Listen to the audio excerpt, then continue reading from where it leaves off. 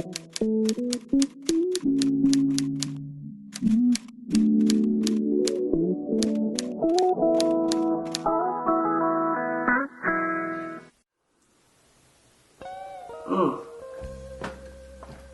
I totally agree.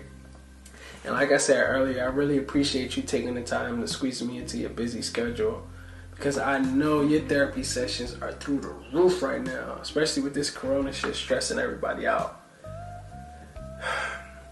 But I just felt like it was very urgent what I have to express to you. And yes, I could have spoken to family or friends, but something about speaking to a neutral, unbiased source that really helps me out. So if I can be completely transparent with you, where do I start? So during our first session, you asked me, how do I feel? And I want to apologize because I lied to you that day. I told you that I was okay when I wasn't. I was actually excited, ecstatic, elated, because right after that session, I was about to go on a date with one of the most beautiful women I've ever seen in my life.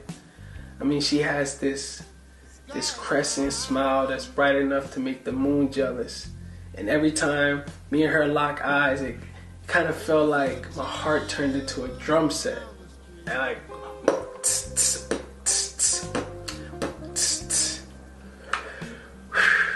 and I don't know much about butter, but the thought of never speaking to her again will make my stomach churn. Surprisingly, me and her haven't spoken in a long time.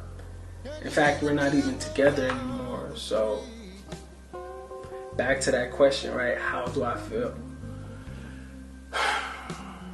At first, I was okay because I felt like I communicated to my highest power in the relationship. I mean, things were progressing. My job decided that they wanted to relocate me across the country, so we had to do the whole long distance thing. And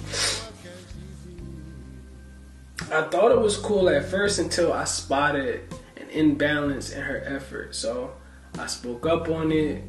We agreed to disagree and decided to go separate ways. And as I sit and reflect on it right now, I realized that I did a lot of finger pointing.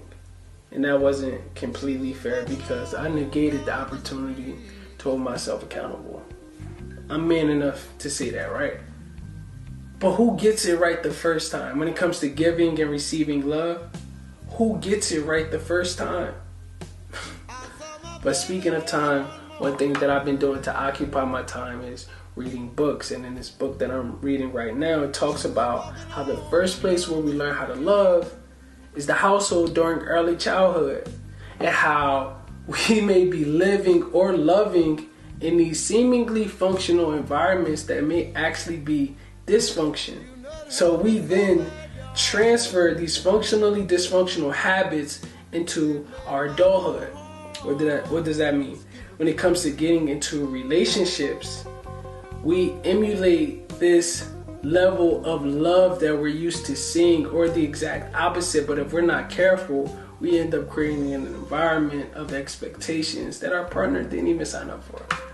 But I don't know. I'm not done the book yet. What else have I been doing? I've been running as well. I've been running damn near every morning. I mean, miles on top of miles. But in some strange way, I feel like I've been running my whole life, whether I'm running from past failures towards my successes, or running from my insecurities towards my highest self. I just feel like I've been running and running and running, and I'm tired of running.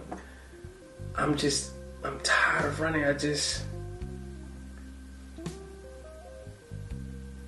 I'm exhausted. And I don't know what to do. But back to that question, right? How do I feel? I feel like, even though I haven't seen the new Candyman, if I was to say my ex name 3 times in the mirror, I wonder if the version of herself that I fell in love with would appear. I don't think I'm tempted though. That's the type of shit I think about sometimes. And I wouldn't even say we ended on bad terms, we just haven't spoken in a while. Maybe I just need to stop running from that conversation, you know? But I can see on your face that you're doing your little calculations right now. So before you tell me about myself, just thought you should know that I ran out of bubbles. My anxiety has been kicking my ass, so before we leave, please make sure that I don't forget to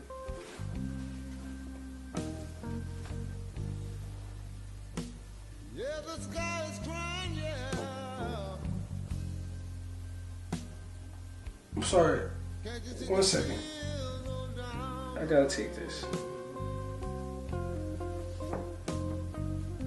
Hello?